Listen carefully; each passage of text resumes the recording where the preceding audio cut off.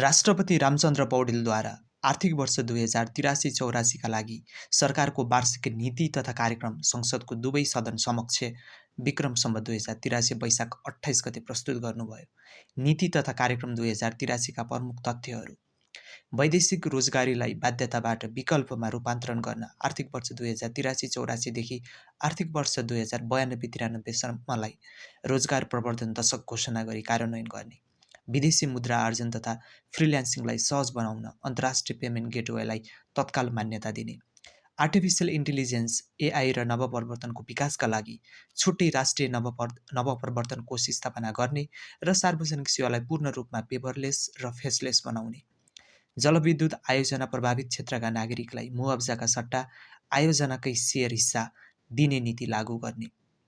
विद्युत उत्पादन, वितरण र प्रसारणमा निजी क्षेत्रलाई सहभागी गराउने, राष्ट्रिय ग्रिड नपुगेका स्थानमा सौर्य र लघु जलविद्युत तथा यातायात क्षेत्रमा ग्रिन हाइड्रोजन इन्धनलाई प्राथमिकता दिने,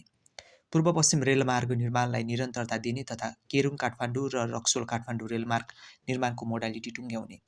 सडक, रेल, जल, रोपवे र हवाई यातायातलाई समेट्ने गरी एकीकृत राष्ट्रिय यातायात गुरु योजना तयार गरी कार्यान्वयनमा ल्याउने, सरकारी कर्मचारी कुनै पनि राजनैतिक दल वा दलका गतिविधिमा संलग्न भएको पाइएमा भविष्यमा समेत सरकारी सेवाका लागि अयोग्य ठहरिने गरी बर्खास्त गर्ने, राष्ट्रिय गौरव र प्राथमिकता प्राप्त आयोजनामा डिजिटल प्रगति ट्र्याकिङ गर्ने, वास्तविक भूमिहीनको पहिचान गरी स्थायी आवास र जग्गाको स्वामित्व प्रदान गर्ने, नापी र मालपोत कार्यालयलाई एकीकरण गरी जग्गा प्रशासन सेवा चरणबद्ध रूपमा सबै स्थानीय तहमा विस्तार गर्ने, भिजिट नेपाल 2085 को पूर्व तयारी गर्ने, आगामी आर्थिक वर्षभित्र नेपाललाई सडक बालबालिका मुक्त घोषणा गर्ने,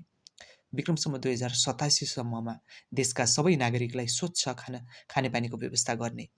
स्वास्थ्य बिमा कार्यक्रमलाई प्रभावकारी बनाई सम्पूर्ण नागरिकको पहुँचमा पुर्याउने, प्राविधिक तथा व्यावसायिक शिक्षालाई सिप र रोजगारसँग जोड्न सार्वजनिक शिक्षा सबलीकरण दशक सञ्चालन गर्ने, नेपाल कार्बन प्राधिकरण गठन गरी रेड प्लस कार्यक्रम विस्तार गर्ने।